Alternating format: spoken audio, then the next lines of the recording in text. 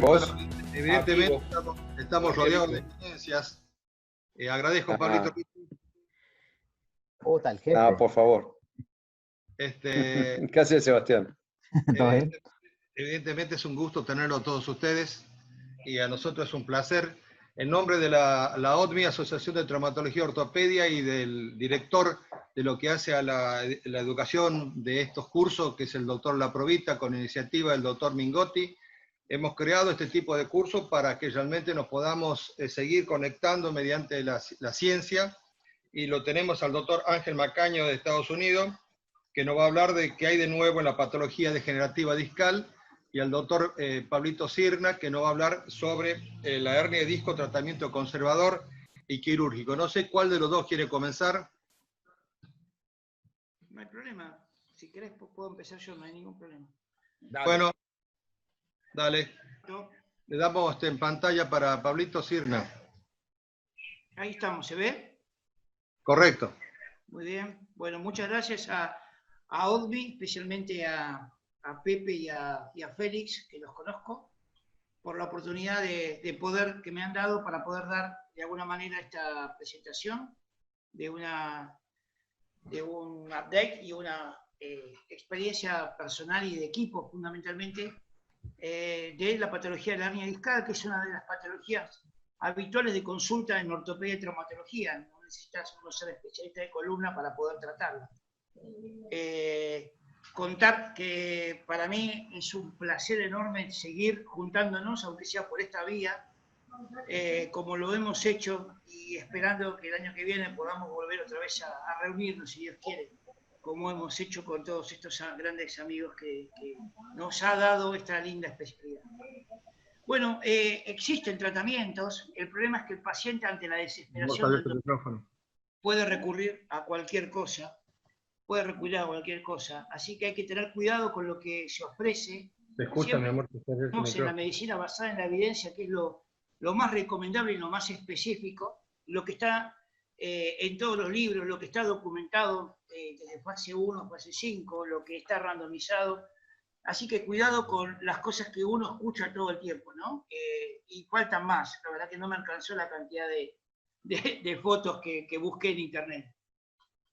El dolor lumbar, entonces, vamos a definirlo como el dolor localizado en la fosa lumbar, relacionado con las causas viscerales o parietales. Los estímulos de los receptores nociceptivos afectan terminales nerviosas, que están ubicadas en los discos y en las vértebras, y desencadena esto la liberación de ciertas sustancias irritativas, inflamatorias, químicas que provocan ese dolor, ¿no? Hay muchas causas. La discopatía lumbar y la hernia discal ocupa el 67% de acuerdo a los trabajos. Pacientes jóvenes, fundamentalmente, dejando el resto de las lesiones que se ven ahí para pacientes de mayor edad, arriba de los 50 años. La discopatía lumbar y la hernia discal se manifiesta pura y exclusivamente con la resonancia magnética como una de las imágenes más características, que son esas rupturas del anillo fibroso y la salida del núcleo pulposo, y concomitantemente, por el paso del tiempo, esa alteración inflamatoria de los platillos vertebrales, que genera muchas veces esos fenómenos mecánicos con ese dolor discogénico asociado al dolor irritativo que provoca el fragmento discal dentro del conducto raquídeo, apretando algunas de las raíces. De ahí a tener en cuenta que por resonancia magnética uno puede detectar el lugar, y precisamente con un examen físico minucioso uno puede detectar cuál es el origen. Esto no es quirúrgico, pero esto sí es quirúrgico, y lo cual Angelito más tarde seguramente brillantemente nos va a desasnar, ¿no? Con tratamientos quirúrgicos de ese tipo de patología. El diagnóstico diferencial lo tenemos que hacer siempre basado en la semiología, en el examen físico minucioso, un interrogatorio prolijo, y saber que existen otras causas de dolor radicular que no siguen habitualmente un territorio dermatómico específico. De ahí que el tumor espinal, la esclerosis múltiple, tenosis espinal, otras cosas que similarmente pueden llegar a parecerse a una hernia discal y realmente no lo tienen. Los neurinomas a veces confunden con hernias discales relacionadas con la forámina o los lipomas epidurales. Las aracnoiditis muchas veces uno no las ve y las tiene el paciente, hay que buscarla y saber que con resonancia con el STIR aparecen. Los herpes muchas veces no aparecen, sobre todo en un paciente inmunocomprometido o diabético severo. La hemorragia subaracnoidea en pacientes con hipertensión, el diabético con la polineuropatía axonal mielínica, puede simular de alguna manera un dolor radicular, los farmacomas en el glúteo y después las líneas arteriales que son realmente preocupantes y hay que prestarle demasiada atención, entre otras cosas.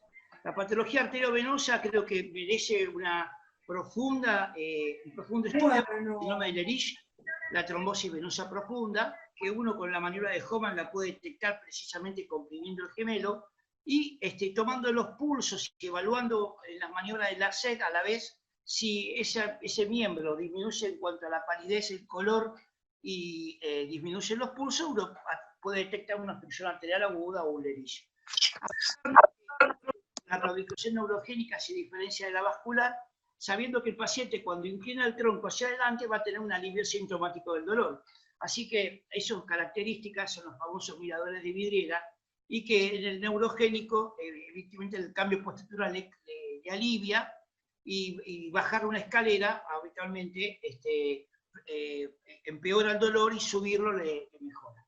Entre otras cosas, ¿no?, a tener en cuenta, como algo práctico. La historia del dolor lumbar es antiquísima, ya data de Egipto, para que tengan una idea, ya en papiros se han visto pacientes con tuberculosis vertebral, y luego Aureliano en el siglo V describe la asiática, la Segui-Freud en el 1881 diferencia el dolor de cadera del dolor radicular, el profesor Virchow, 1857, un anatomista que particularmente describe la ruptura del anillo fibroso con lo de los proteoglicanos y empieza a desarrollar la teoría de que hay algo que está rompiendo al cartílago y que eso es la causa de la salida del disco.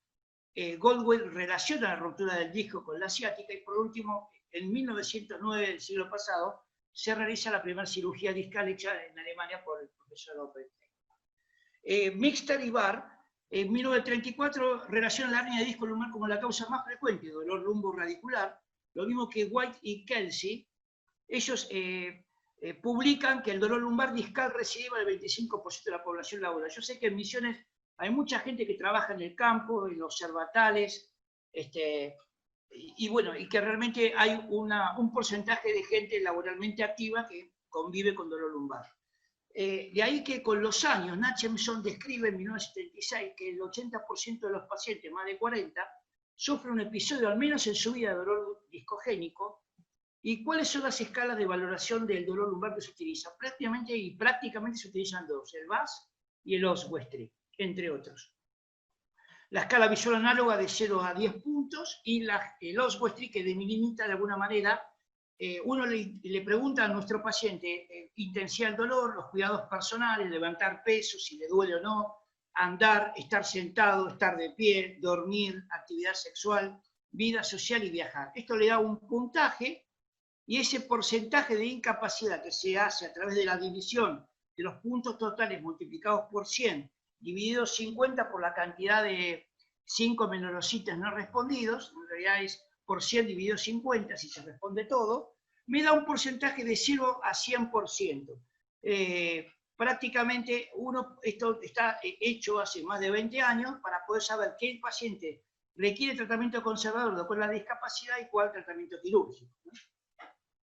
La evolución natural la describe Kirkcaldy Willis hace muchos años atrás, donde por un lado la faceta articular y por otro lado el disco confluyen en sí como la unidad triarticular.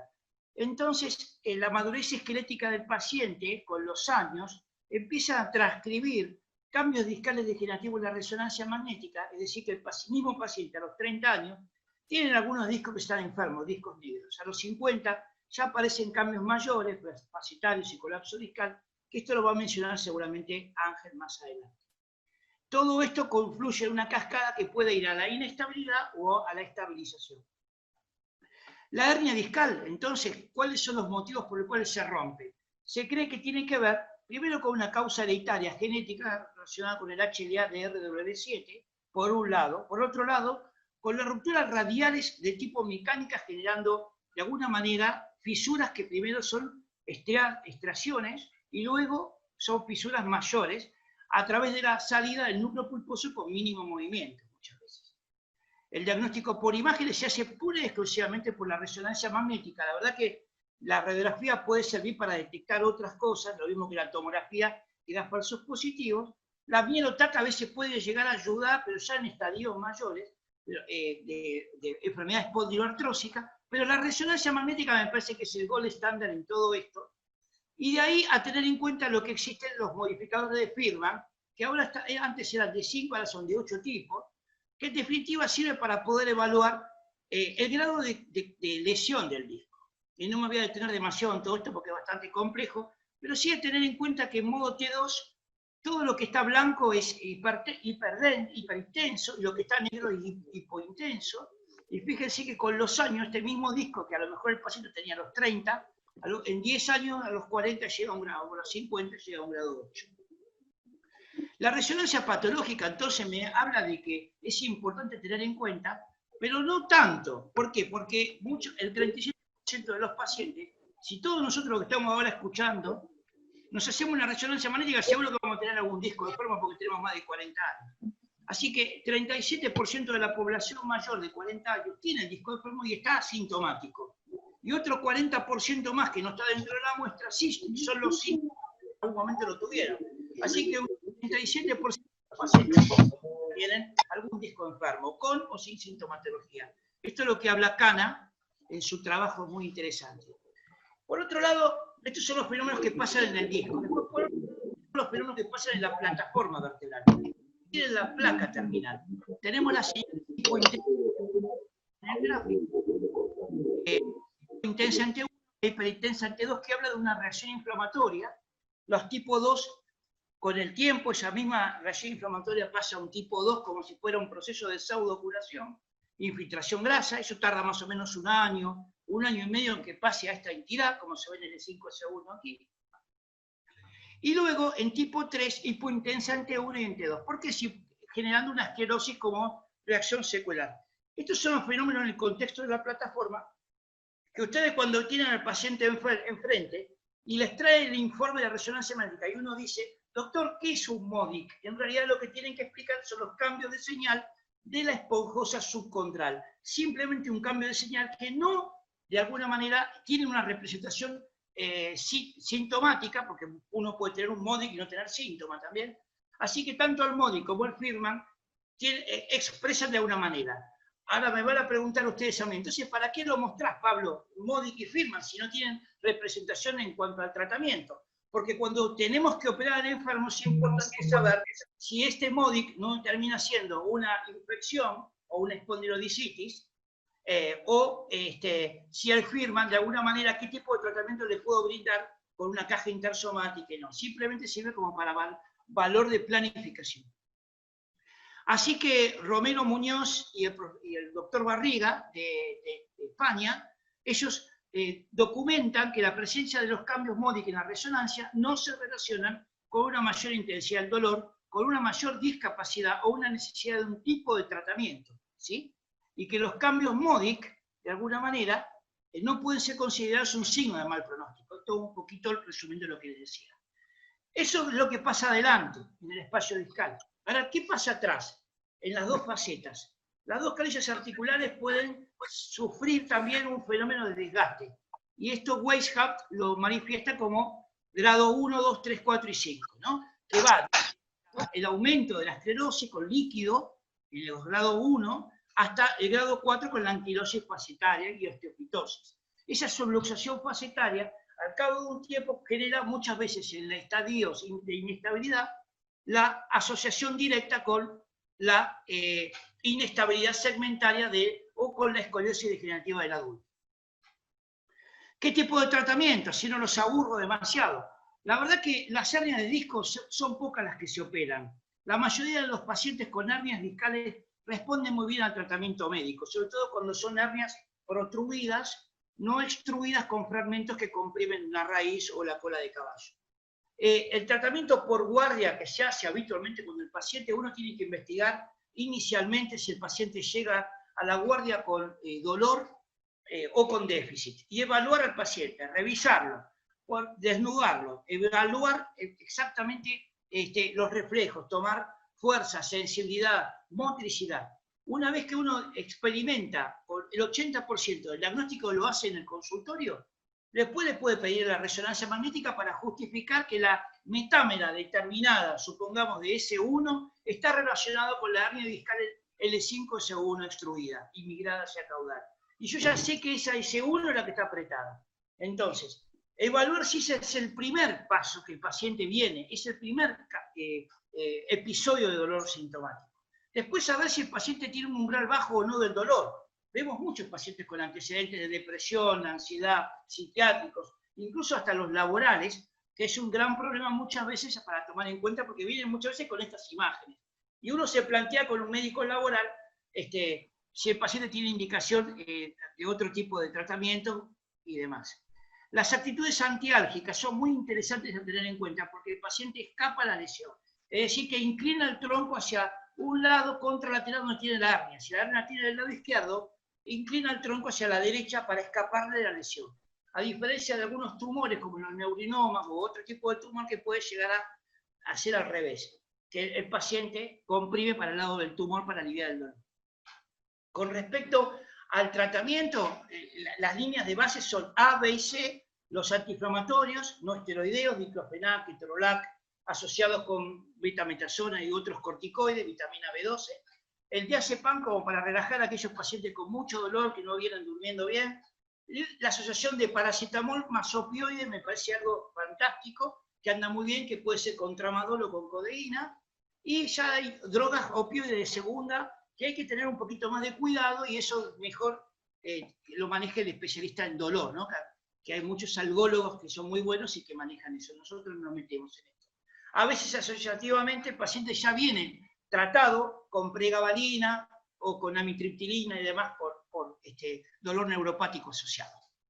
Los tipos de tratamiento intervencionistas se definen como tratamientos en los cuales las agujas pueden llegar a ayudarnos. Estas inyecciones ayudan un montón, de alguna manera a solucionar, incluso en forma de por vida, pacientes que mejoran con un bloqueo selectivo radicular. Pues los bloqueos son 2 o 3, radicular, fascetario y peridural. La verdad que nosotros hicimos un trabajo en el año 2007 sobre 1000 y pico de pacientes que tratamos, 72 pacientes con hernia discal. No tuvieron que ser operados, así que prácticamente anduvieron muy bien, un tercio. Y bueno, el grado de compresión del canal y los factores etiológicos de la irritación radicular y la presencia no de fenómeno vegetativo era lo que de alguna manera nosotros nos llevó a pensar que si no hay inestabilidad y no hay estrechez del canal, ese paciente con un bloqueo va a andar muy bien. Ahora, si ustedes a una viejita tienen una estenosis del canal y piensan que con un bloqueo va a andar, la realidad, la respuesta es no. Fíjense lo que nos pasó, solo el 27% con pacientes con espondilolistesis asociada o estrechez del canal anduvieron con 1 o 2 bloqueos. Siempre hacemos un bloqueo, en realidad lo hacen los especialistas en dolor, que lo hacen muy bien también, yo algunos los hago también para definir el sitio exacto donde tengo que ir a definir y cuando tiene muchas hernias, saber cuál de todas es la que está generando el inconveniente. Es otro procedimiento que se llama nucleotomía percutánea, que ya hice alguna, la verdad que no tengo mucha experiencia, de hecho 8 o 10, y anduvieron algunas muy bien y otras no tan bien. Yo creo que formaban parte de que ese cartílago se va disolviendo con el tiempo, gracias al corticoide, a la nucleotomía, que saque un cachito de disco y demás. La realidad es que, bueno, este es un caso que le hice a un profesor que no podía dejar de trabajar y que tenía que viajar a Estados Unidos, y bueno, le hice el procedimiento y anduvo muy bien. Y a veces se complementa con esto, que es la radiofrecuencia al ramo medio, que es la denervación del nervio de Luschka, que justamente es un nervio que le da mucha sensibilidad a la faceta. Cuando hay síndrome facetario asociado a la... También hay otras técnicas como la discolisis o la nucleolisis o demás. Hola, hola, ¿me escuchan? ¿Me escuchan? Me parece que se cortó. Sí, Pablo, te escuchamos bien. Sí, sí, se escucha bien, sí. No sé Sí, Pablo, se te escucha. Que el triángulo de Cambin, que es un triangulito entre la raíz, la faceta y la dura, bueno, uno puede llegar a encontrar el ganglio, hay que ir a buscarlo. Ese nerviosito, la verdad que yo nunca lo vi, existe, por supuesto, porque es muy chiquitito, pero que realmente los pacientes andan muy bien. Otro tipo de tratamiento que se hacen hoy en día son los tratamientos quirúrgicos, por excelencia. Ahora, fíjense esta foto. Esta foto es una foto interesante. El doctor Félix Cole es el que está, bueno, no voy a decir quién es, pero en realidad esta foto expresa de alguna manera todas las diferencias que pueden existir con la indicación quirúrgica. La indicación quirúrgica es como la foto, yo siempre digo eso. Un montón de variaciones y de alternativas. Y por atrás de la foto hay otra persona. Es decir, ¿cuándo tenemos que operar a un paciente? Bueno, tenemos que operar a un paciente y ¿cómo operarlo? Podemos operarlo con una técnica, como a la izquierda, que es la disectomía simple. Podemos operar con otra técnica, que es la microdisectomía. Claro, el doctor Gustavo Ramírez hizo una experiencia maravillosa, muchos años haciendo disectomía endoscópica. Disectomía con artrodesis posterolateral, disectomía con 360, lipotrip, y sistemas dinámicos de no fusión que nosotros ya no ponemos más, estamos sacando más de los que pusimos, artrodesis mínimamente invasivas con sistemas percutáneos, disectomías con interespinoso, ya no los hacemos más, las artroplastías, que tampoco las hacemos más, que hicimos bastante, y demás.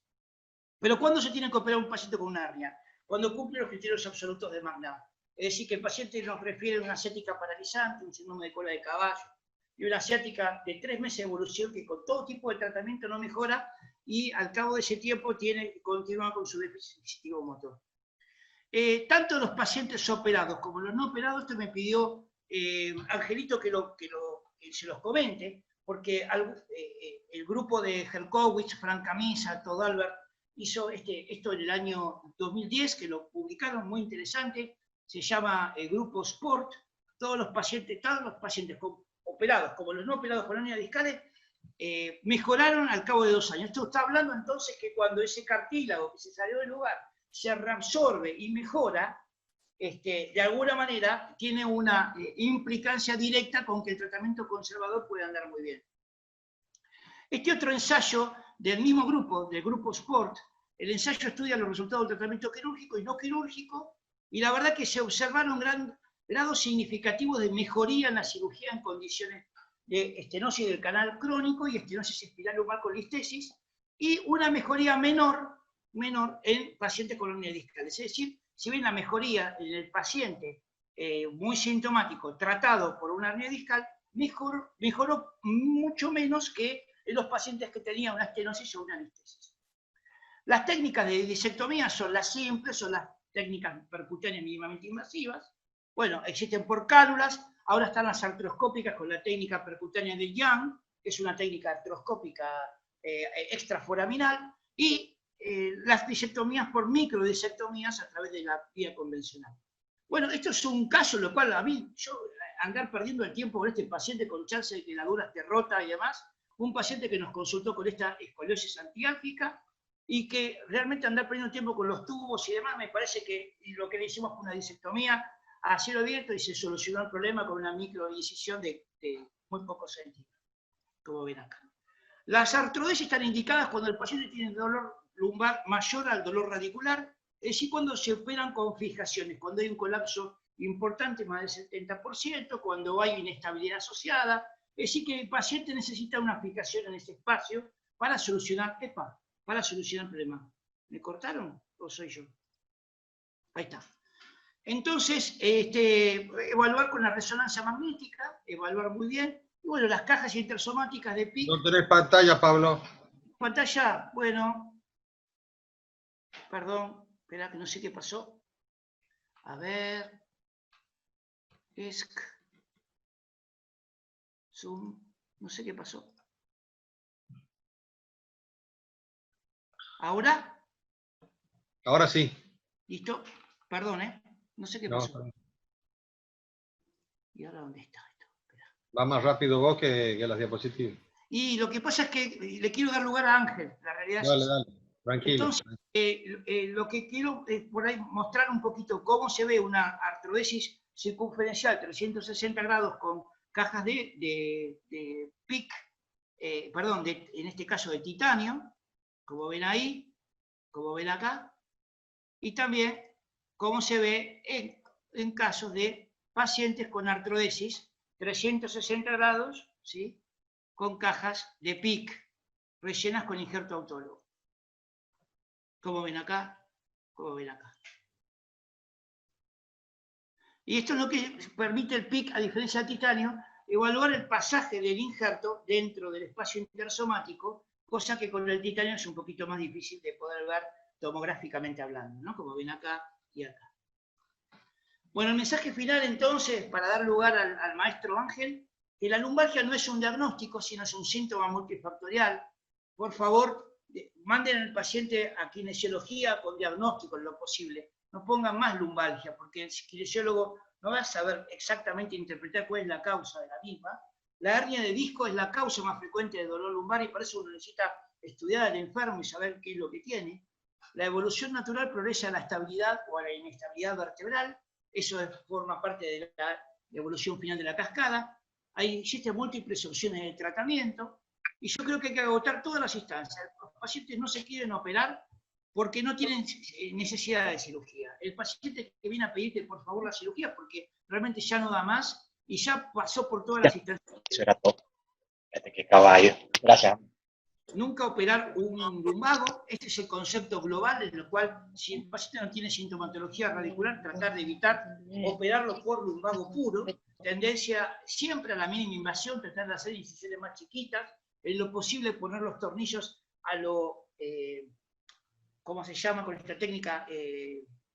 Bueno, no importa. La técnica paravertebral, a lo Wilson, perdón. Tendencia a la mínima invasión, tratar de interrumpir la cascada de Kicker que mencionaba recién lo más tarde posible, evitar las artrodesis en pacientes jóvenes, esto es una cosa importante, cuanto más tarde uno va, acuérdense que los síndromes de espacio adyacentes son muy frecuentes después de los primeros 5 a 10 años, y de ser necesario el balance sagital y frontal adecuado, más estabilidad mecánica, más estabilidad neurológica, devolviéndole al paciente ese confort que el paciente merece.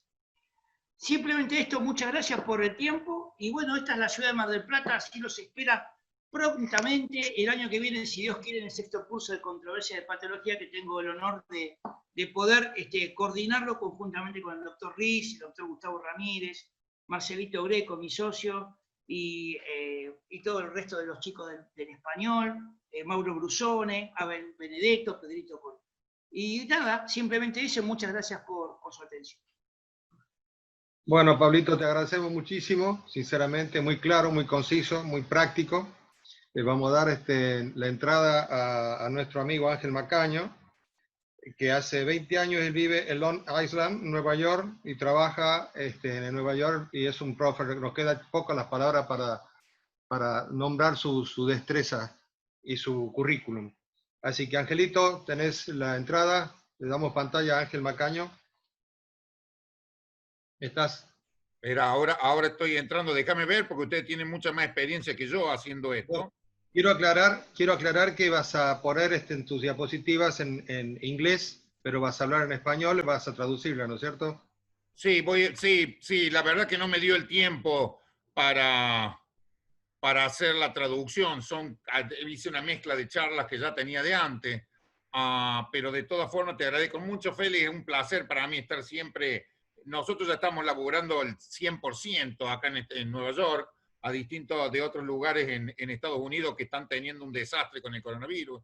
Nosotros la verdad que estamos 100% en cirugía, consultorio y todo, así que se nos hace más difícil el tiempo, pero lo sigo a ustedes lo más que puedo.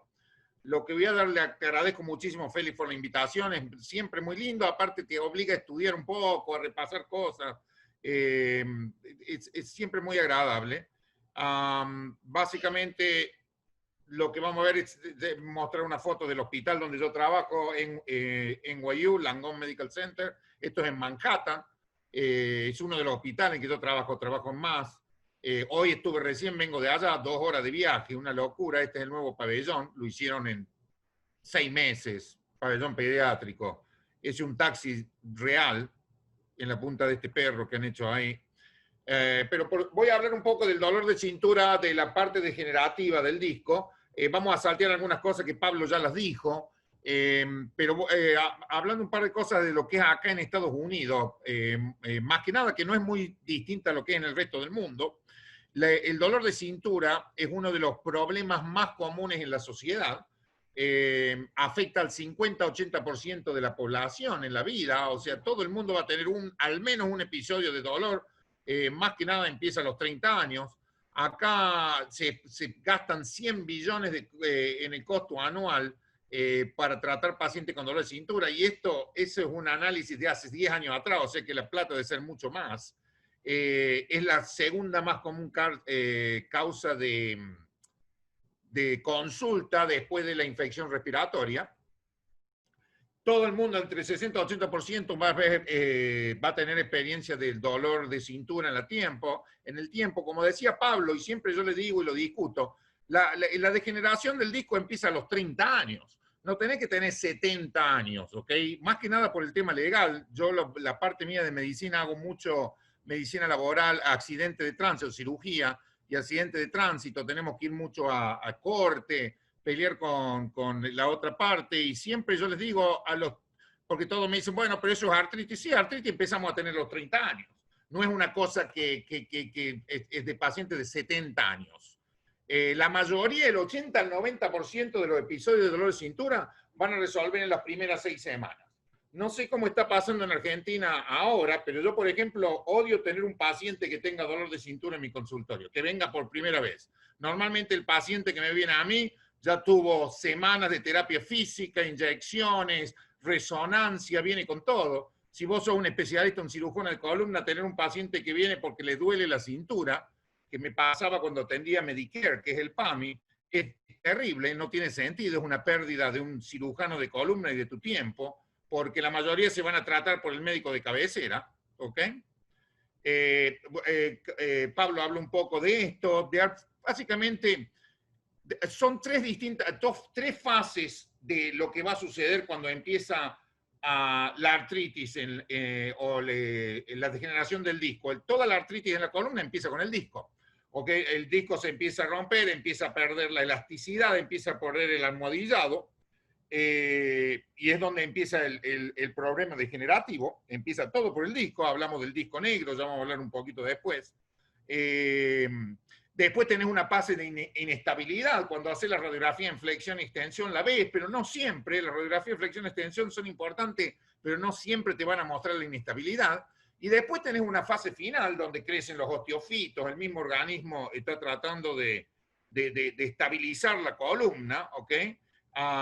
Entonces se estabiliza la columna, pero a la vez al perder la altura del disco se produce los forámenes se achican, se comprime el nervio, empiezan los problemas radiculares, el ligamento posterior se empieza a comprimir y se produce la estenosis espinal. Entonces empiezan a aparecer otros problemas con el dolor en el tiempo, ¿ok? Opa. Espera. La función del disco no es solamente para mí la más importante de todas es el almohadillado entre las vértebras, ¿ok? Es lo que te permite dos cosas: moverte, porque las vértebras son sólidas, ¿no es cierto? Te moves a nivel de los discos, la flexión en el disco, y el almohadillado entre las vértebras que te permite caminar o manejar un camión sin que tengas tanto dolor, pero a la vez también va a producir una junta a las vértebras que están arriba y abajo, y es muy importante, el 25% de la altura de la columna es dada por el disco. Cuando creces y te volvés viejo, no solamente la osteoporosis con la fractura de vértebra, que te vuelve más chico, sino que el disco, la degeneración del disco, te vas a perder un 25% de altura. Esto bastante rápido, no tenemos, todos lo sabemos, no voy a andar con esta y con partes aburridas de química y todo, pero el disco tiene dos partes: el ánulo fibroso, que es lo que lo bordea y es lo que contiene el núcleo pulposo, que es el responsable. El núcleo pulposo es más que nada agua, el 90% es agua del núcleo pulposo. Después tenés proteoglicanos, tenés colágeno de un tipo, todo eso ayuda, y está contenido por el anillo fibroso. Entendiendo eso, entendemos por qué se produce hernia de disco, cuando se rompe el anillo fibroso y se escapa ese gel afuera.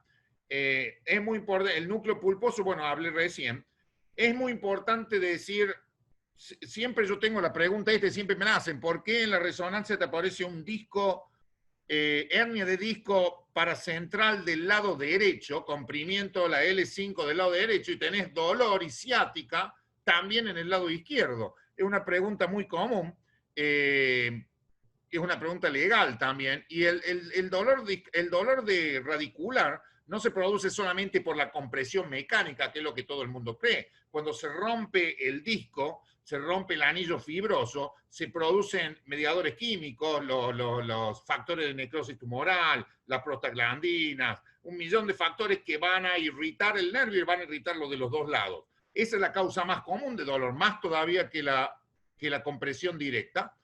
El disco no tiene sangrado. Siempre le digo a los residentes míos, si estás haciendo un TLIF y empezás a sacar disco y de golpe te empieza a sangrar, ok, presta atención, porque te podés haber ido adelante y haber dañado una arteria, una vena. El disco no tiene por qué sangrar. El end plate, el plato de la vértebra sí sangra cuando lo raspas, pero el disco no tiene por qué. No tienes, la irrigación o la nutrición se da a través de difusión por los end plates de las vértebras, ¿ok? Y lo podemos ver bien ahí, eso es importante. La inervación es lo mismo, pero vemos los neuropéptidos que trabajan y participan en la transmisión, que son también participantes indirectos del dolor. Esto es un poquito más de anatomía, no voy a poner mucho en esto, yo creo que todo quedó claro ya. La presentación clínica de una degeneración discal, cuando voy a empezar a tener artritis, lo más común es el dolor de cintura, ¿ok? Porque con o sin dolor se produce, Pablo estaba diciendo, yo le explico al paciente eso blanco que se ve en la vértebra, en los MODIC, es inflamación del hueso, porque eso es lo que lo entiende el paciente y es real, ¿no es cierto? No hay más cushioning, no hay más almohadizado, entonces el hueso se empieza a inflamar, a edematizar. Podés tener, por lo que dijimos antes, dolor por los neurotransmisores, dolor de la pierna radicular, por los neurotransmisores que se liberan o por una compresión directa del nervio. La claudicación neurogénica, que es muy común, pero es más que nada de la espanaestenosis, de la estenosis del canal, que es más tardía. La caudecuina, bueno, que es el síndrome de coma del caballo, es raro, es una emergencia, se produce, es más común de lo que uno cree y la gente acá van a las emergencias y a veces te llaman y hace 72 horas que está el paciente en una cama y es una real emergencia. Nosotros siempre digo que lo ideal es de comprimirlo 24 horas y acá pasa, no es de que pase en Argentina o que alguien no sepa, acá pasa todo el tiempo. ¿Qué es lo que usamos de estudios diagnósticos? Las radiografías no sirven para mucho, ¿ok? Es típico, el paciente va al IR con un dolor de cintura, cuando no hay nada, cuando no se cayó, no se golpeó. Hacer radiografías no está indicado. Las radiografías se hacen, la indicación de radiografía es después de 3 meses que el paciente tiene dolor y no responde a tratamiento. Es cuando podés hacer radiografía, a menos que estés sospechando un tumor, el paciente bajó de peso, está sospechando que hay otra cosa, pero un dolor lumbar, se agachó, quedó duro, las radiografías no sirven de nada. Esto sí es lo que sirve, es el primer método de diagnóstico. Como dijo Pablo, la resonancia para mí es lo más importante de todo. Puse esto para entender un poco qué es lo que es el famoso disco negro, porque mucha gente habla del disco negro. Es la diferencia del disco. En la proyección T2, en la resonancia, el disco normal es un disco que está gordo, lleno de líquido, lleno de colágeno, que hace un cushioning, un almohadillado muy bueno. Cuando se pierde ese líquido por el tiempo, por un trauma, se empieza a perder el agua, se empieza a poner los proteoglicanos y el colágeno y se empieza a poner más rígido y se pone negro. Eso es el disco negro. Y acá se operan cada vez más discos negros, ¿ok? La cantidad de fusión en Estados Unidos creció enormemente en los últimos 10, 15 años, es una locura, pero el disco negro es una indicación quirúrgica. Con dolor, ¿no? Eso es lo que se ve, es lo mismo. A mí me gusta mucho la tomografía con milograma. Yo la uso, creo que es mejor, todavía superior que la resonancia. Lo que pasa es que nadie quiere ponerse una aguja y ponerse como es medio de contraste, pero la uso cuando el paciente no se puede hacer resonancias. Cuando estaba en Brooklyn, el 70% de los pacientes jóvenes tenían alguna bala en el cuerpo, tenían, no se puede hacer resonancia si tenés metal libre en el cuerpo, ¿ok? Si tenés tornillos en hueso, si tenés todo lo otro, se puede hacer sin problema. pero se ve muy bien, el CT con milograma se ve muy bien. El discograma, algo especial.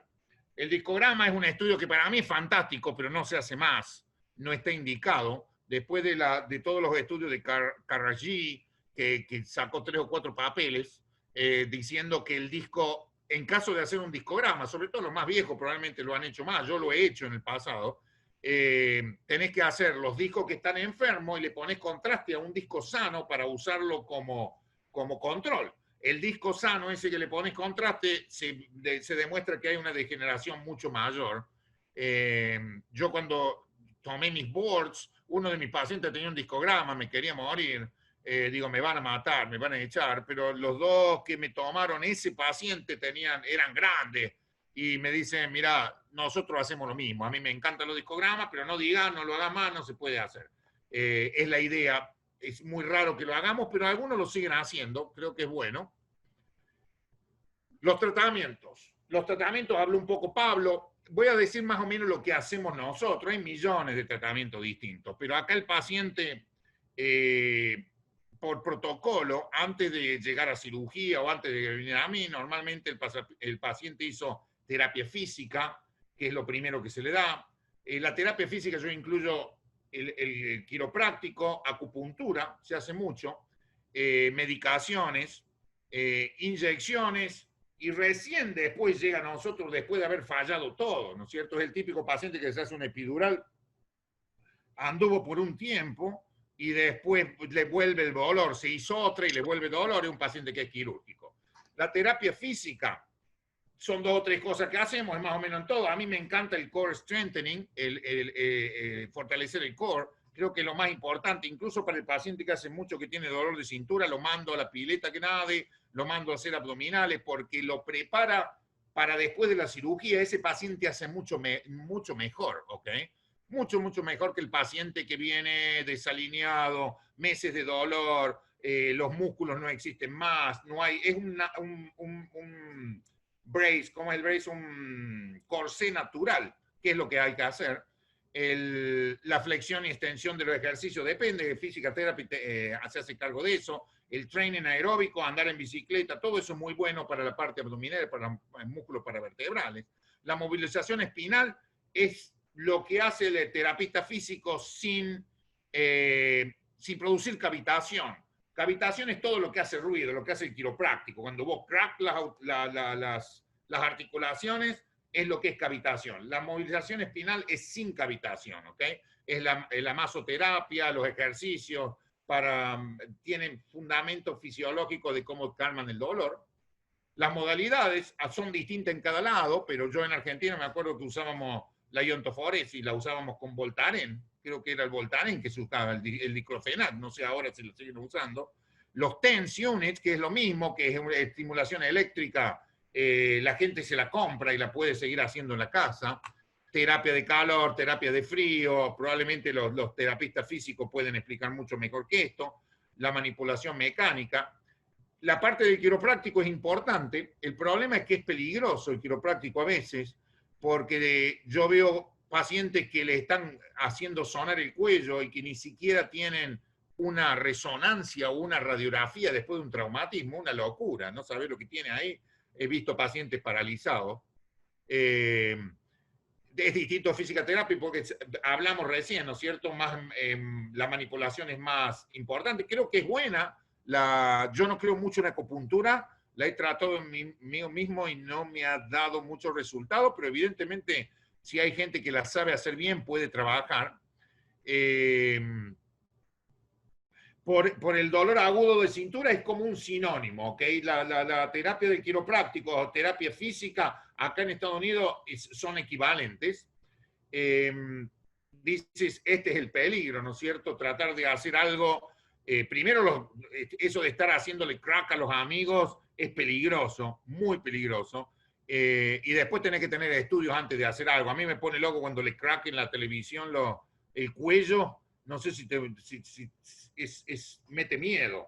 El bracing no lo uso para nada. El bracing solamente, que es el corsé, se usa, yo lo uso en el postoperatorio para que el paciente sienta confort cuando camina por un tiempo, pero no es un tratamiento que le indico a un paciente, a menos que esté muy embarado, que venga con dolor y se lo doy por un par de días, no más de una semana o 2 semanas, pero si no el bracing, no, el poner corsé no sirve para nada. Es totalmente obsoleto tratamiento, va a reemplazar, va a hacer que los músculos se atrofien más, va a reemplazar el corsé natural que son los músculos, el core strengthening.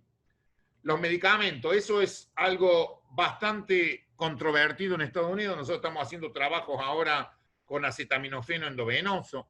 Estamos tratando de eliminar lo que son los opiáceos. Es una locura, hay una enfermedad con opiáceos, la culpa es nuestra, básicamente de los médicos.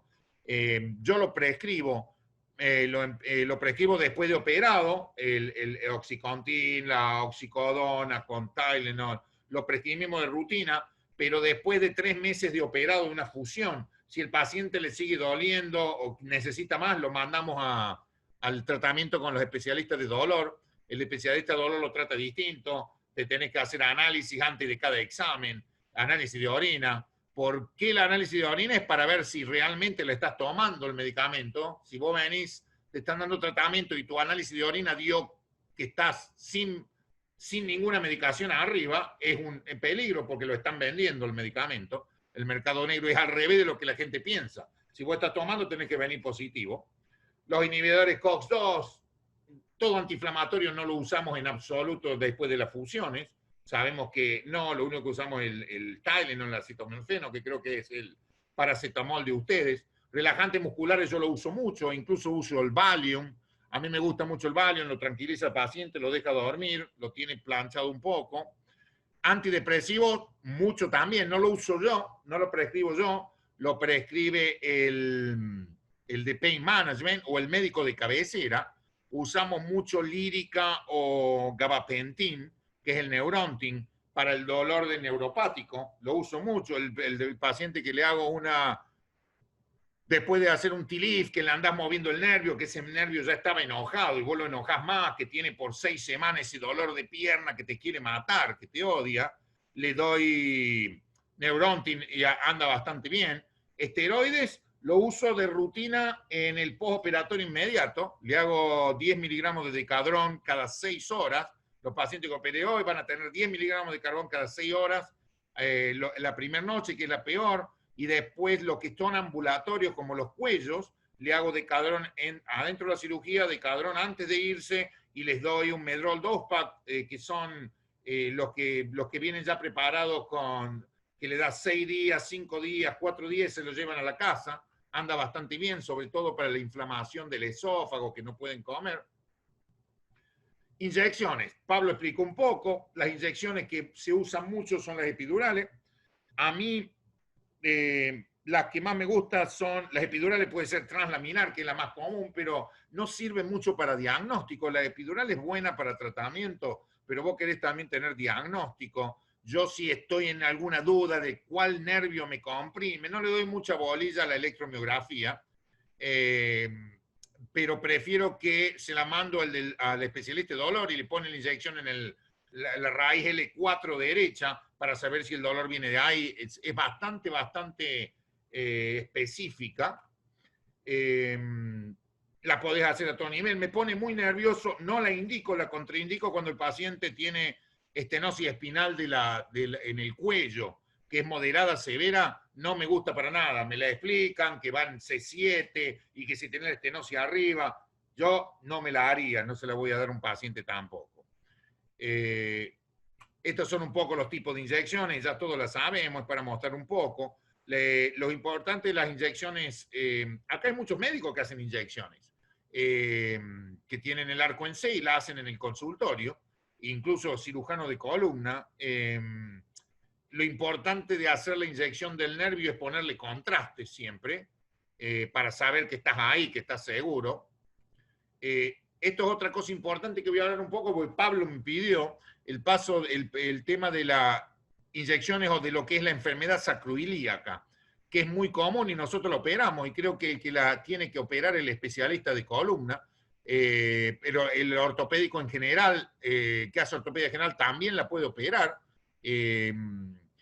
Yo voy a mostrar técnicas que estamos haciendo al final de del trabajo de la presentación esta, pero básicamente es muy difícil hacer el diagnóstico diferencial con la sacroilíaca, ¿ok? Lo que nosotros hacemos normalmente, lo que yo hago, le haces todos los exámenes, todo el Genslen, la distracción, compresión, todo, pero es muy inespecífico. La única, a menos que tenga una artritis reumatoidea que aparece en una tomografía, un MRI, no aparece mucho. Lo que hacemos, si lo mando al de dolor, le pone el contraste para mostrar qué es lo que se ve ahí, le pone contraste para saber que estamos adentro y le pone la inyección, normalmente corticoide y anestesia. Si anda y le da resultados, es porque sabemos, es lo más sensible para tener una enfermedad sacroilíaca. Las inyecciones facetarias ya le explicó Pablo, no lo voy a explicar de nuevo. La hacemos en pacientes con artritis y si andan le hacen la radiofrecuencia. La radiofrecuencia anda por un año, el nervio crece de nuevo, o sea que el paciente a la larga va a venir a verte de nuevo para operarse. La radiofrecuencia que ya estamos hablando es lo mismo que dijo Pablo, yo no la hago. Y acá es lo que queríamos más, ¿no es cierto? Bueno, había puesto antes un par de cosas acá, espera que es las inyecciones intradiscales, la neuroplastía termal. Normalmente eso lo hace el especialista de dolor. Yo no trato el disco, yo hago fusiones. Es muy raro que haga una disquectomía. La disquectomía yo la hago con tubo, pero la disquectomía lleva tiempo, no es una cirugía tonta, que es una cirugía que vas, la haces en media hora y vas. No, es un procedimiento que te lleva tiempo, tenés que andar, poner el microscopio, si tenés una ruptura dural es un problema, el nervio duele. Yo no las hago más, me saca mucho tiempo en quirófano, se la mando al junior mío que él las hace, y económicamente no me conviene tampoco, pero porque yo no estoy con contrato con ningún hospital, pero es válida, ¿ok? Pain Management le hace la discortomía percutánea, ahora que le pone la nuloplastía, le ponen calor o le ponen un químico adentro. Andan, si la hernia es chica, por supuesto, una hernia extruida necesita ser sacada. Los tratamientos quirúrgicos, que esto es lo que nos gusta a todos, ¿qué es lo que hacemos? Hay un montón de tratamientos quirúrgicos, ¿ok? La fusión posterolateral sola, sin ninguna caja al medio, sin ninguna fusión entre los cuerpos, es muy raro que la hagamos ahora. Estoy hablando de artritis, no de una escoliosis. La escoliosis es todo posterolateral, pero el interval diffusion es lo que se hace ahora con el transforaminal posterior, anterior, TLIF, PLIF, ALIF, o el lumbar lateral, que es el XLIF, que todos conocemos. Ahora tenemos el OLIF, pero no los nombro porque son nombres comerciales, que pueden hacer juicio por nombrarlos allá. La anterior-posterior, me encanta ese procedimiento para una columna muy mala. El reemplazo de disco para artritis es muy controversial.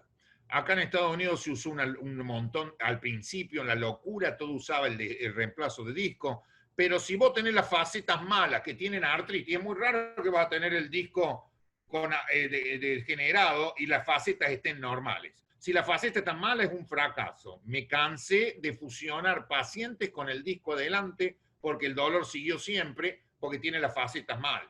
Entonces la indicación es muy específica, lo mismo en el cuello. Todas las técnicas mínimamente invasivas, que cada vez hay más, las estabilizaciones dinámicas no dan resultado todavía, están tratando de hacerlo, ponen los tornillos, le ponen ¿cómo se llama? Unos tensores atrás, no andan. El reemplazo nuclear se trata, hay algunos que están aprobados por la FDA, creo que en Minnesota no andan. Y la fusión sacroilíaca, si bien no es una parte de especial de la columna, se considera una y creo que tiene que ser tratada por el especialista de columna, también aparte de por el traumatólogo. Voy a mostrar algunos casos, que es lo que yo hago más que nada dentro de todo. Esta es una paciente de 64 años con dolor de cintura, claudicación. Las radiografías muestran una cosa sencilla, una espondilolistesis L4, L5, ¿ok?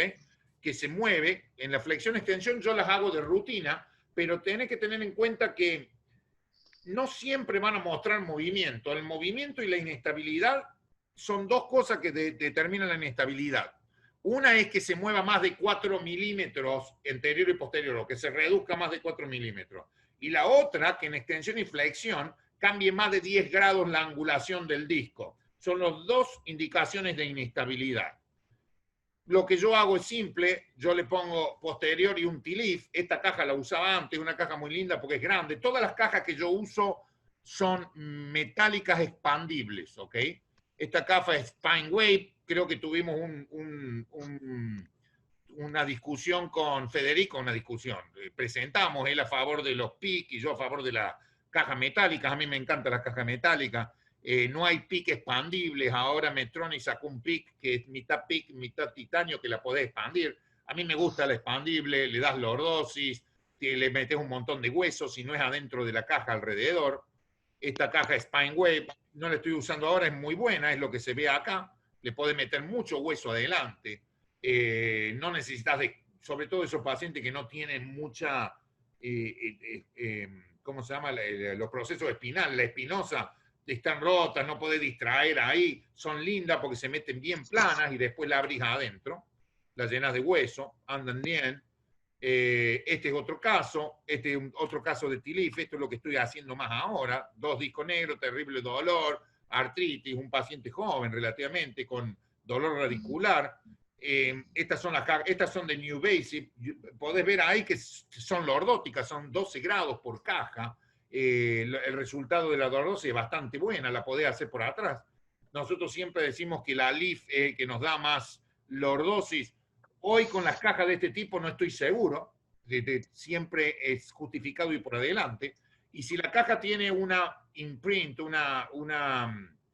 que es chica, le pongo hueso todo alrededor. Yo la lleno con hueso antes de poner la caja. Yo las cajas las estoy poniendo cada vez más posteriores que anteriores, porque no me gusta poner hueso atrás de la caja. Porque cuando le pongo hueso tenés a veces que te comprime el nervio, se mueve. Yo dejo la caja atrás y la lleno de hueso delante. Le pongo todo hueso del lado y adelante. Entonces no me molesta la caja muy chica. Esto es la lateral. Esta ronga ahí es de un X-Leaf, ¿ok? Personalmente lo uso solo para un segmento adyacente. Cuando es uno solo con una instrumentación larga, a mí no me da los resultados que yo me gustaría que me da el T-Leaf. Les queda el dolor de muslos, por ahí soy yo, que soy medio tonto para hacerla, pero he hecho varias y vienen ese dolor de muslo que no te gusta y que andan mal y que no tengo una satisfacción muy grande del paciente. Creo que es válida, mi socio las hace de rutina. Después tener las técnicas mínimamente invasivas. Yo no hago muchas, me lleva tiempo, ya estoy un poco viejo, yo no fui entrenado esto, mi socio, el más joven que tenemos con nosotros, es el que hace todo mínimamente invasiva. Personalmente, el tiempo de que está el paciente en el hospital es el mismo. Yo no tengo mi paciente que tiene un T-Leaf que lo abro por atrás al medio, que no es muy grande, está un promedio de 2 días en el hospital y después se va a la casa. Con la mínimamente invasiva es lo mismo, hemos hecho trabajo y no está menos tiempo. O sea que no hay mucho, le hace 2 tajitos al costado en vez de hacer un tajito más en el medio. No le encuentro mucha satisfacción. Yo sé que hay gente que la hace en centros ambulatorios y se va el mismo día a la casa.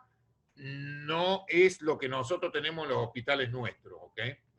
Esta es la mínimamente invasiva, él le pone caja PIC, es válida.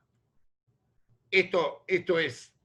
Él hizo este caso, yo nunca lo haría invasivo, en este caso lo abro, entonces lo hace invasivo, múltiples levels, hiperlordótica, un problema hasta para entrar, le puso 3 días para hacerlo, pero bueno, sabe cómo hacerlo, tornillos en un lado, un tornillo interfacetario, tenés que inventar una caja acá abajo.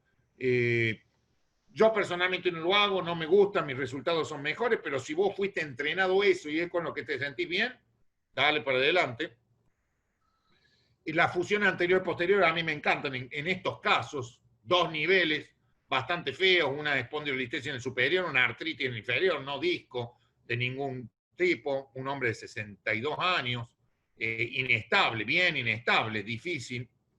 En el mismo caso, con una estenosis espinal, no podés ir solamente por adelante, tenés que ir por adelante y atrás y descomprimir también. Entonces, esta es una caja que usaba antes, me gustaba mucho, está totalmente, creo, se llama Ford Web, que es una caja, es la primera caja que se hizo con las máquinas para hacer las imprint tridimensionales. La característica que es linda para este caso es que tiene una caja biconvexa para el L4, L5, ¿ok? Que la otra es plana, el L5 S1 va a un montón de lordosis, pero tiene una caja lordótica biconvexa, anda muy bien. Esta es la caja básicamente, es muy interesante y no es una cosa cara y se puede hacer muy fácil. Necesitas un printer de tridimensional solamente, que es como empezó, tiene microporos, algunos no le ponen ni hueso adentro, yo las lleno con hueso siempre. Este es otro caso muy similar al anterior, pero un paciente mucho más joven. Y esta es la caja que a mí más me gusta, se llama Titan o Titan. Es una caja realmente fuerte con microporos, tiene un espacio increíble adelante para ponerle hueso. Yo siempre le pongo las placas estas que son Striker o Depuy con 2 tornillos arriba, 2 tornillos abajo, ¿ok? Que reemplazan, la hacen un poco más linda lo que era antes la arandela con el tornillo, que lo he hecho también. Y después siempre lo va por posterior. El socio mío, el más viejo, él hace Alif y no le pone nada atrás, ¿ok? Y tiene buenos resultados. Más que nada si le pones BMP, ¿no es cierto? Yo no uso BMP. A ver, ¿qué es? ¿Tierra? Esto es lo que me pedías, Pablo, el otro día. Esto es lo que estoy haciendo, es una forma para hacer fusiones sacroiliacas. Esto es lo que uso yo, se llama C-Fix. No es caro, es un tapón o un tarugo de hueso cadavérico, ¿ok? Se hace mínimamente invasiva, un tajito chiquito, y se ponen 2 tapones por lado. Es una cirugía que de un lado solo te puede llevar 20 minutos, hacer de los dos lados 40 minutos, el paciente se va a la casa el mismo día, no hay mucho riesgo de hacer nada. Ese es el alograf, se ponen los 2 tarugos y entra por atrás. No usamos más la técnica de entrar por el costado, que le haces el tornillo, todo lo que va de un lado para el otro, con el riesgo de destruir el E5, que es peligroso y pasa. Básicamente tenés que usar las vistas las distintas vistas de la pelvis y pones 2 Steinman o 2 clavijas y después le pones dilatación como mínimamente invasiva, todos los tubos, realmente sencillo. Le pones como un drill que lo haces manual.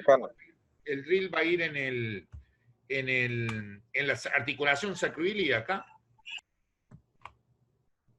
Después le pones, después del drill lo clavas con, es una guía especial que se clava en la sacroiliaca, lo ves todo por radioscopía, y le pones un tarugo que es este, ¿no es cierto?, que se pone en la sacroiliaca, se ponen 2 por lado. La verdad que los resultados son bastante buenos, no inmediatos, pero el paciente, las complicaciones son pocas. Yo una de las primeras que hice, se me fue la mano, lo puse muy adelante, estaba acá porque no lo ves, lo haces todo por atrás, y la raíz del E5 estaba ahí. La paciente me odió por 6 meses, hasta que entré, cuando se le pegó, le hice, fui por atrás y le hice con el drill, le saqué todo el tarugo hasta ver el nervio y anduvo bien. Pero 6 meses me odió. Básicamente eso es todo, chicos. Les agradezco mucho la invitación. Bueno, Angelito, gracias.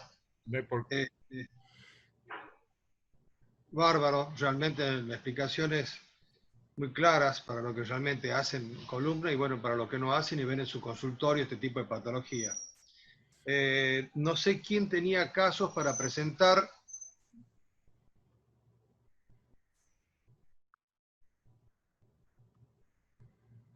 Yo tengo uno si quieren. ¿Puedo presentar? Espera un cachito que estaba...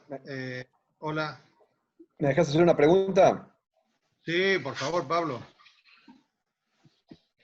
Angelito, dijiste que no usabas la radiografía. Yo ya ahora hago menos laboral, pero algo hago, ¿sí? Y en una época sí hice mucho RT. Y la radiografía era un poco el primer paso para descartar todo lo que era traumatología previa, listesis, asimetrías facetarias y demás. ¿No te parece que para eso sería útil? Yo se la sigo pidiendo, aunque venga por una lumbalgia. Desafortunadamente, acá en Argentina seguimos siendo médicos súper especializados cada vez más y también somos médicos de primera vez. La consulta nuestra viene cualquier cosa. Me encantaría, y en algún momento lo intentamos, hacer lo que vos hacés y que el paciente venga más preparado, ya más tratado por otros profesionales que hacen más traumato general, pero sigue sin ocurrir, y en la medida que esto continúe hacia el camino que vamos, el traumatólogo general se transforma inmediatamente en un derivólogo. Creo que el paciente no terminó de decir que tiene lumbar, no terminó la palabra y ya le está diciendo, vaya a ver al especialista de columna. Así que, pero bueno, nosotros tratamos muchas veces gente de primera vez con un evento, con el primer evento lumbar, y yo sigo pidiendo la radiografía. Como comentaste que no tenía ningún sentido, por eso te lo pregunto. El tema es el siguiente. Primero, no tendría que ser ni siquiera el ortopédico general. El ortopédico general no tendría que ver lumbalgia tampoco. La lumbalgia debería ser tratada por el médico de cabecera, sobre todo en el paciente de PAN, que la tiene a repetición, a menos que haya un traumatismo. El primero que la tiene que tratar es el médico clínico. La lumbalgia es un tratamiento clínico. Todo lo que dije yo no tiene ni siquiera que ver al ortopédico general. Yo creo que pasa por ahí. Pero el problema pasa con las, es lo que vemos nosotros también. Yo no las recibo, y si a mí me viene un paciente sin estudio, sin resonancia, la ven los PA míos, yo ni siquiera lo veo hasta que el paciente no venga con resonancia en la mano, no con reporte, ¿ok? Yo veo la resonancia. Yo creo que es un despropósito, yo entiendo el tema, y que también debe ser un tema de costo, porque hacer una radiografía y protegerte legalmente es otro tema, ¿no es cierto? Nosotros no hacemos radiografías, yo las hago solamente para el prequirúrgico y las hago para seguirlo el postoperatorio. Le agradezco a Dios de poder hacer esto porque me puedo enfocar más en lo mío. Me viene un paciente con dolor de cintura y le digo, bueno, que no lo trato, yo no lo veo. El 90% van a andar bien con tratamiento, no tiene sentido. Creo que es un desperdicio de tiempo. Pero sí, la radiografía, acá donde vas, lo primero que hacen es radiografía en 2 segundos, pero sí está demostrado que no sirve de mucho, Pablo. Yo te entiendo totalmente lo que decís. Ok. ¿Puedo? Vamos a ver quién tenía el caso de Iguazú o del Dorado para presentar. Una Si no, le pregunta. damos lugar al doctor Maruñac para presentar el caso. Yo tengo el Dorado un caso. Una pregunta para Ángel.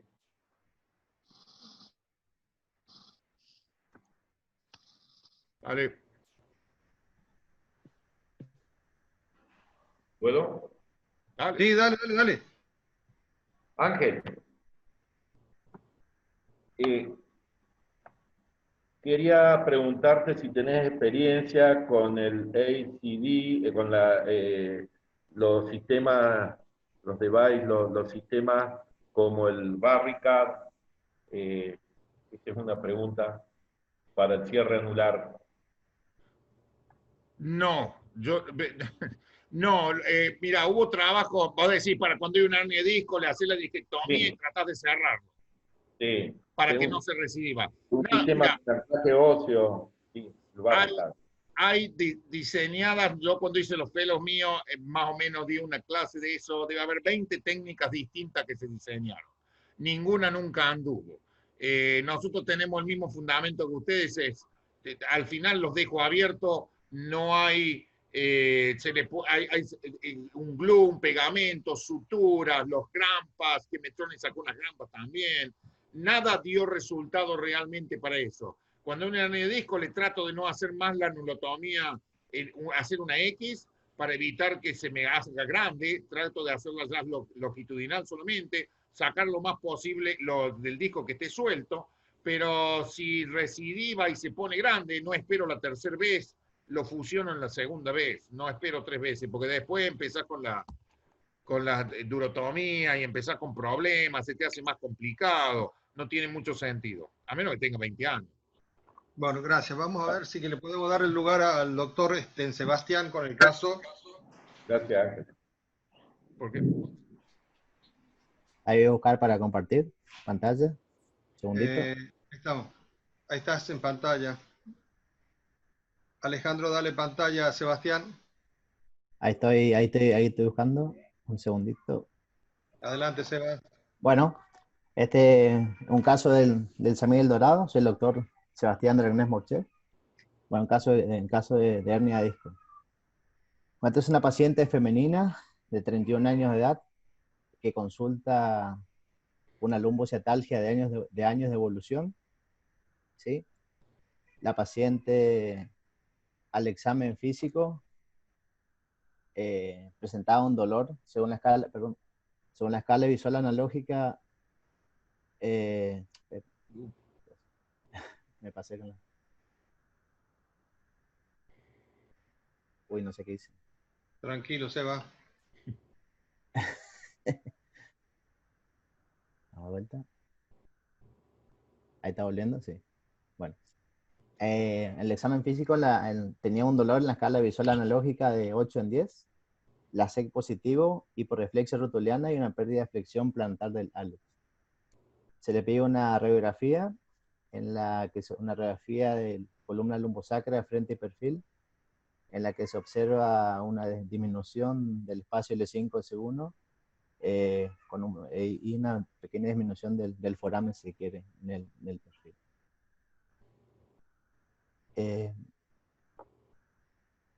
Se pide una resonancia, ¿sí? ¿Cambié la pantalla o no? No. Ahí se ve la resonancia. Sí. Bueno, en la resonancia se ve una hernia de disco L5-S1, del lado izquierdo, ¿sí? Una extraforaminal. No sé si alcanzan a ver. Y se ve en T2.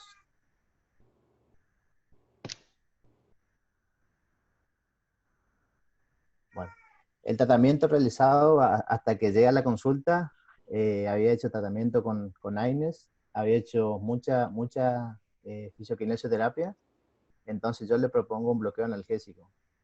Le hago un bloqueo foraminal selectivo con triamcinolona y bupivacaína bajo radioscopía. El bloqueo funciona 2 semanas, pero vuelve otra vez los mismos síntomas. Entonces le propongo... ¿Querés parar ahí? Ok. ¿Querés parar ahí? Le damos la opinión a Angelito, a ver qué haría, o si no, a Pablito Perfecto. Silva. ¿Quiere que vuelva atrás en la resonancia o alguna...? No veo bien la resonancia porque es bien chiquita y yo soy un poco mayor. No veo bien dónde está la hernia. ¿Es L5-S1? ¿Dónde está la hernia? L5-S1, a ver si la puedo agrandar. Ok. Está bien. Ok, hay dos cosas que me llaman la atención primero. Un dolor ciático de años de evolución, lo cual te está diciendo algo, es una raíz que está con problemas. Otra cosa que no me cierra mucho es por qué tiene si es una L5-S1 o una raíz L5, tiene una atrofia de cuádriceps con una hiporreflexia rotuliana. ¿Tenés alguna explicación para eso? No, la verdad que no. También ¿sabe? Lo puse justamente a propósito porque era lo que encontré al examen físico. Perfecto.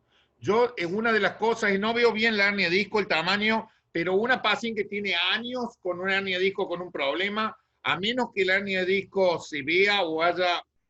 El problema con una paciente que tiene hernia de disco por años normalmente es la calcificación de la hernia de disco, o sea que no le vas a poder hacer una disquectomía.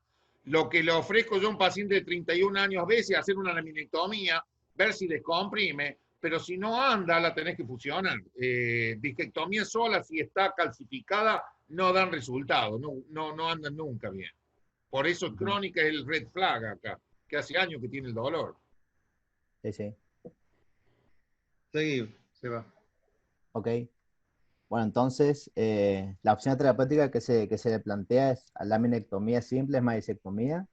Como segunda opción, laminectomía, disectomía y artrodesis posterior.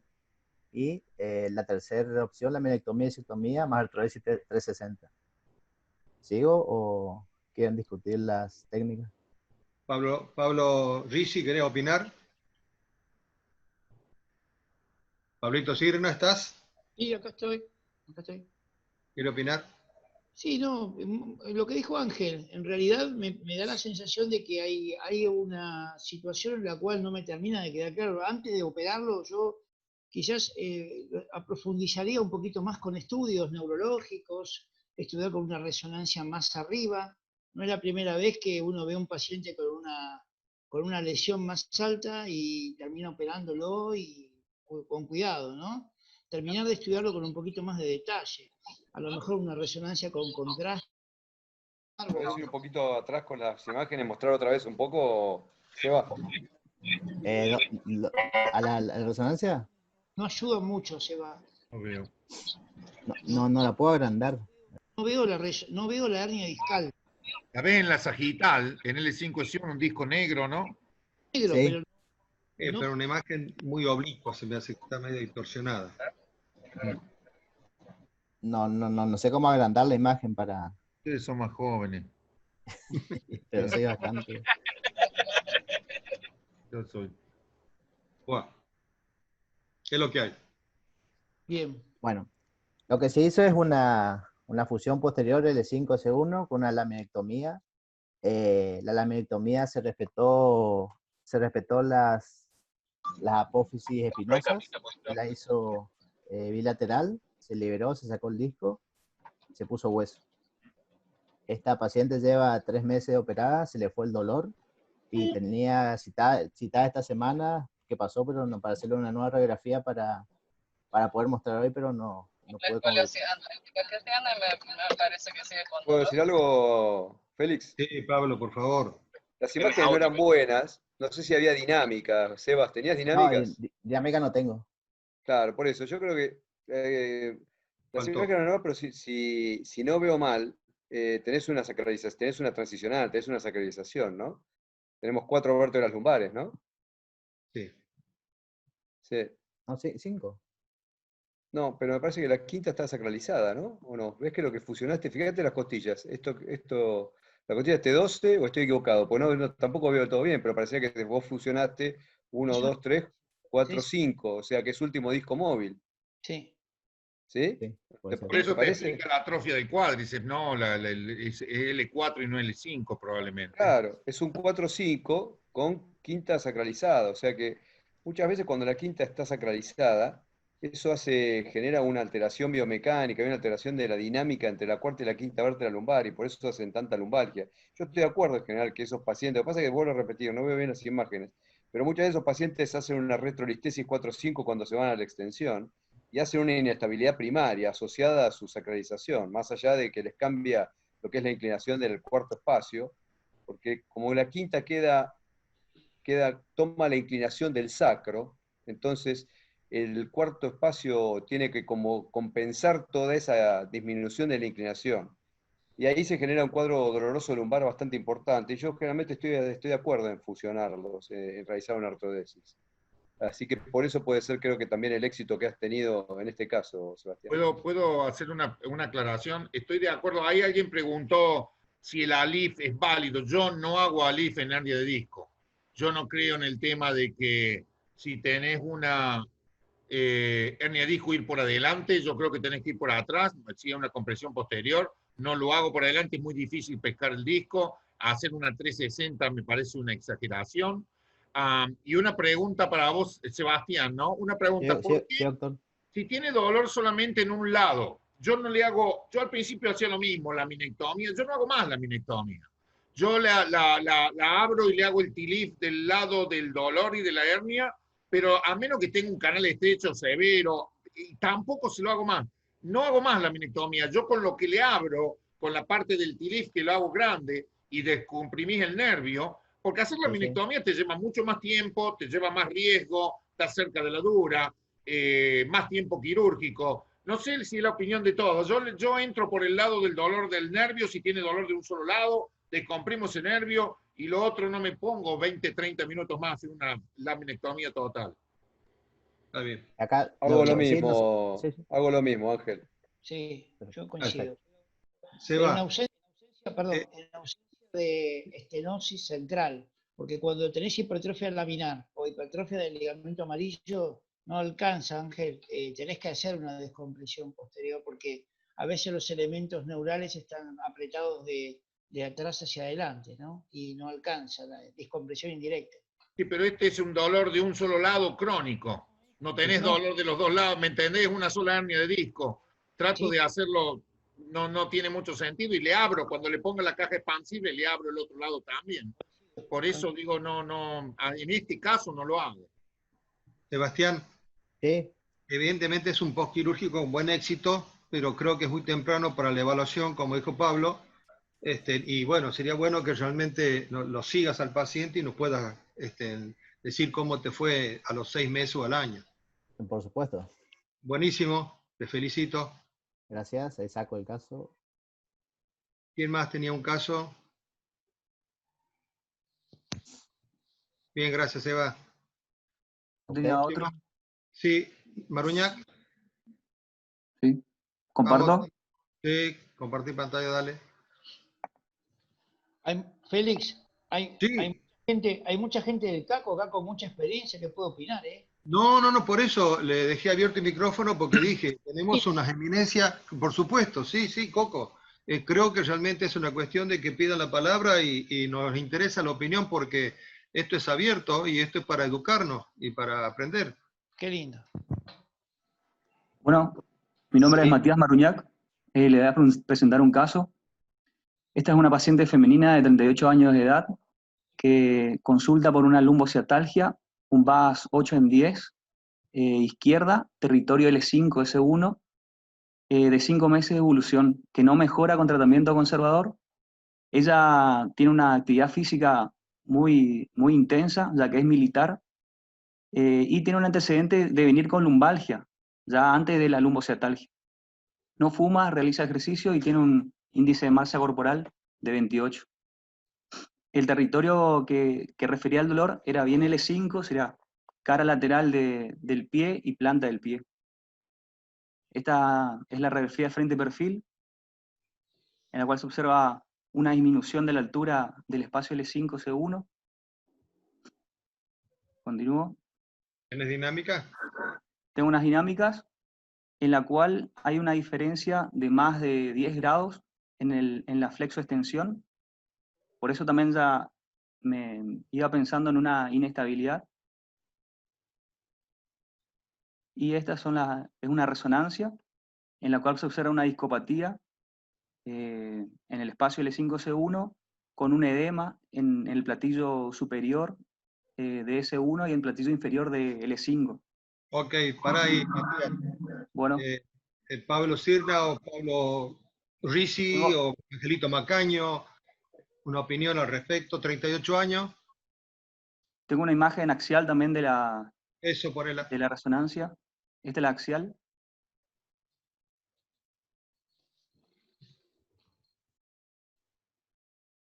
Yo me guío mucho por el cuadro clínico, ¿sabes?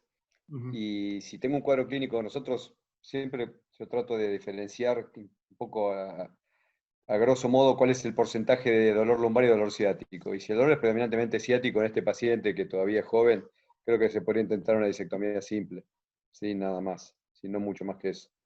Tiene una hernia bastante grande, yo creo que eso es un fragmento extruido discal y concordante con la sintomatología, así que yo me inclinaría por darle una chance más y en principio le haría una disectomía simple. Ok, Macaño. Sí, es muy joven el paciente. Me perdí la mitad porque me están llamando del hospital por una emergencia, pero básicamente este es el típico caso del dolor de un solo lado con un déficit neurológico es un paciente muy joven para tratar de hacer una fusión en este momento. Trataría de hacer, como dice Pablo, hacer la disectomía y ver cómo anda.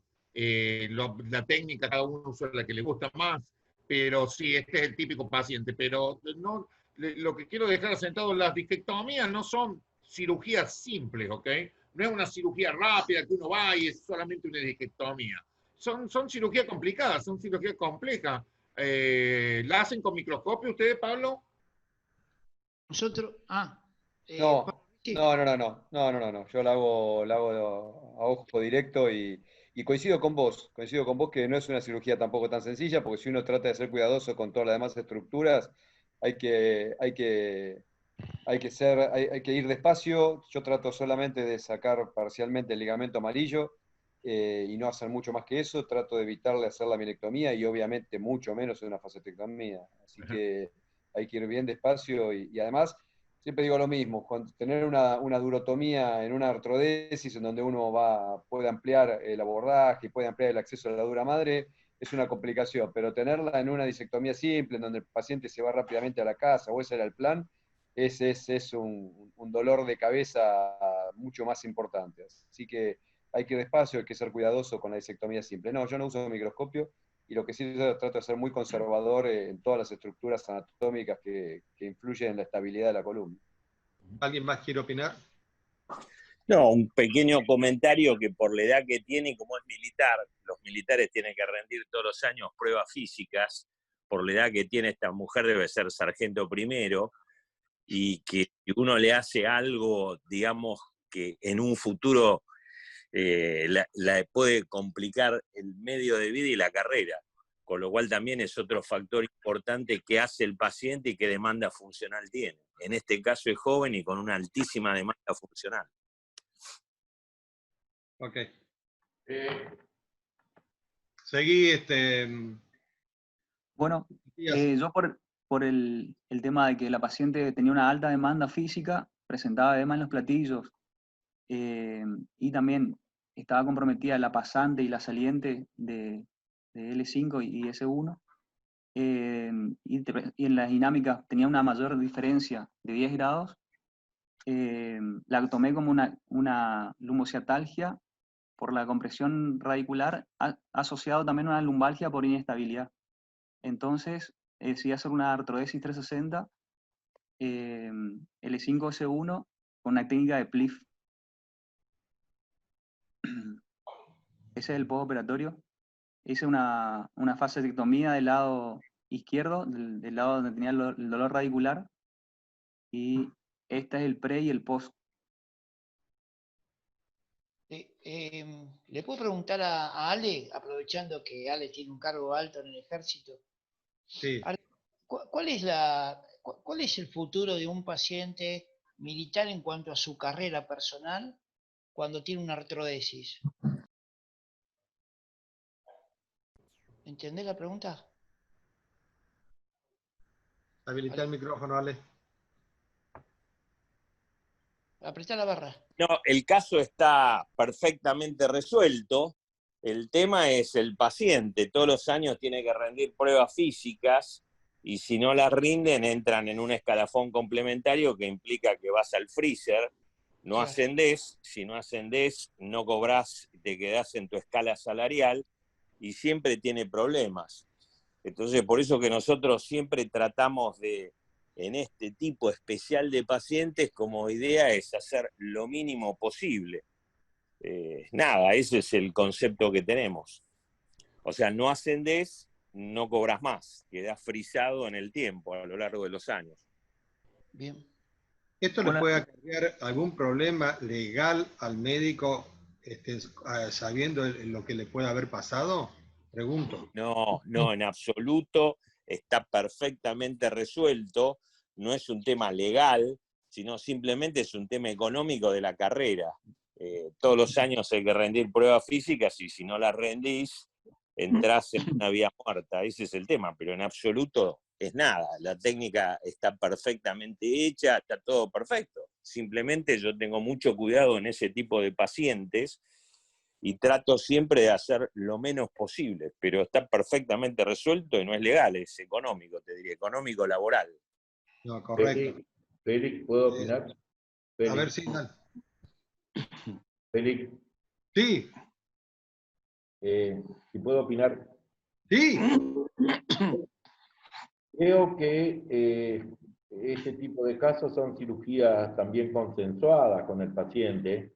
Quien tenía un índice de masa corporal 26, un disco alto, por más que uno intenta hacer solamente una secuestrectomía, sin hacer disectomía subtotal, tiene una alta tasa de reherniación, ese disco alto, con un Modic 1. Esta fue la mejor manera de resolverlo. Bueno, bien. Matías. Bueno, la paciente lleva 2 meses de evolución. Espera un cachito, Matías. Sí. Matías. Pablito Sirna, ¿qué quería decir? Que a la pregunta que hizo Fernando González, que es muy interesante, poder compartir esa pregunta con Ángel Macaño. Ah, mira, acaba de contestar Ángel. Nosotros no tenemos hueso cadavérico acá, usamos injerto de cresta ilíaca. Las veces que hemos usado injerto con hidroxiapatita trifosfato cálcico no nos fue bien. Así que esa parte nos aseguramos la consolidación, más en un paciente joven. Nosotros, acá hubo un auge del BMP, del BMP, ¿no es cierto? 2, que durante mucho tiempo, yo casi no lo uso, es muy caro, produce un montón, tenés que tener mucho cuidado en el Actilif, porque te produce un montón a veces de formación de hueso más que nada contralateral, en el foramen contralateral. He tenido problemas con eso. El BMP es muy bueno, pero lo uso solamente en pacientes que tuvieron una pseudoartrosis o que tuvieron una no unión. Nosotros lo que usamos es el hueso esponjoso de cadáver y ponemos una aguja en la cresta ilíaca y le saco bone marrow, que anda muy bien, stem cells, y los mezclo, anda muy bien. Siempre le agregamos alguna cosa, pero en general es lo que uso. Uso hueso. No sé con lo otro, con la hidroxiapatita, no tengo experiencia con eso. Nosotros tenemos la suerte de tener hueso cadavérico. Buenísimo. Nosotros, Ángel, con Pablito Marino, estamos en una campaña de desmitificar el tema del sustituto óseo. El pochoclo ese no pega.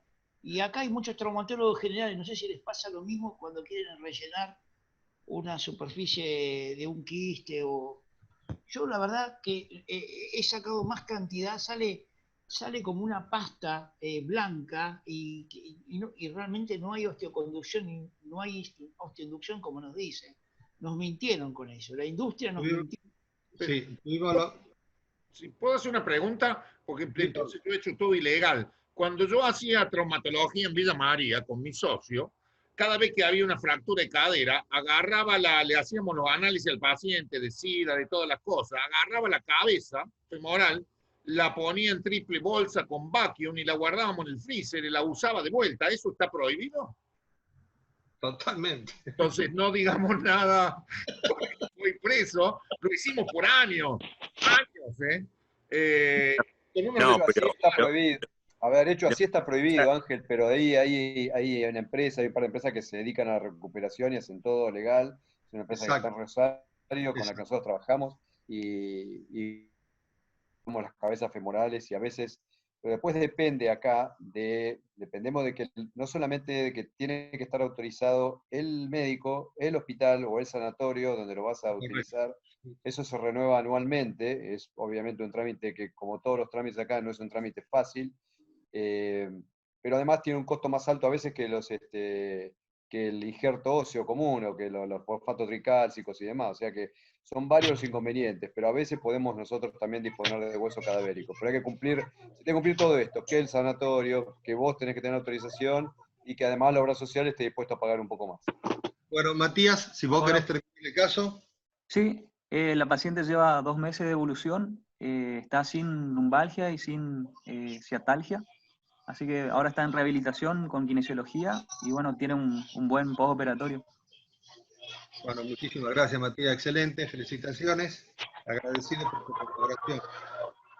¿Alguna consideración, Pablo Sirna? No, espectacular, muy bien.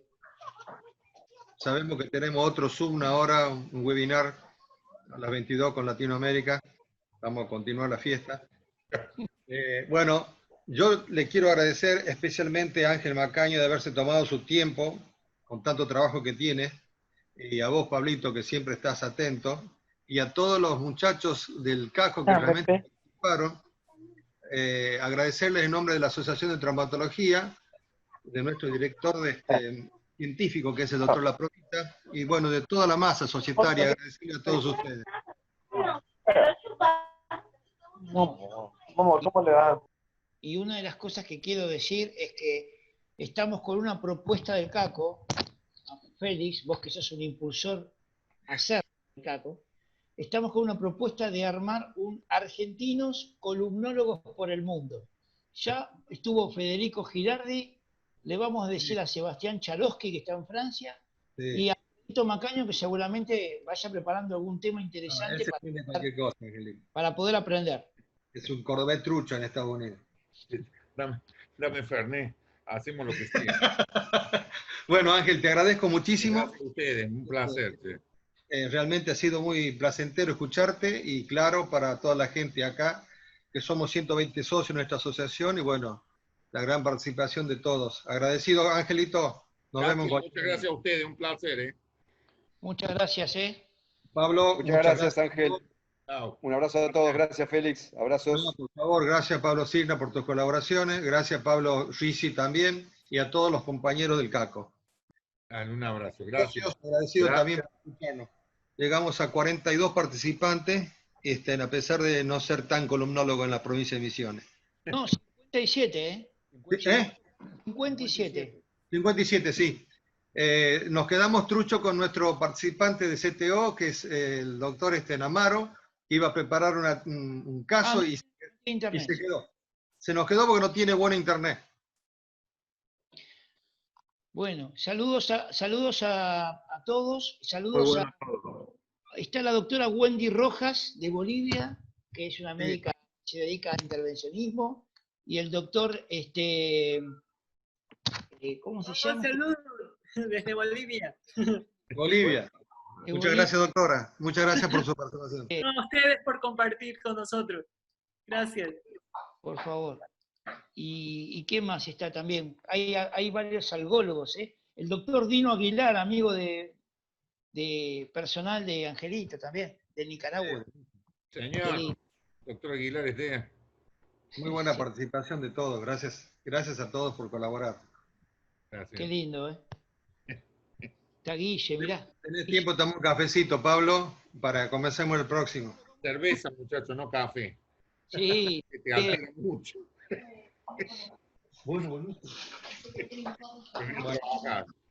Bueno, un abrazo grande. Sí. Oscar, mirá, Oscar Benítez también. ¿Cómo andás, mi viejo? Gran algólogo, anestesiólogo. Bueno, les mando un abrazo grande y cuídense. Gracias. Bye. Gracias a ustedes, muy amable. Un abrazo, buenas noches. Gracias Sebastián, gracias Matías. Gracias a ustedes por la invitación.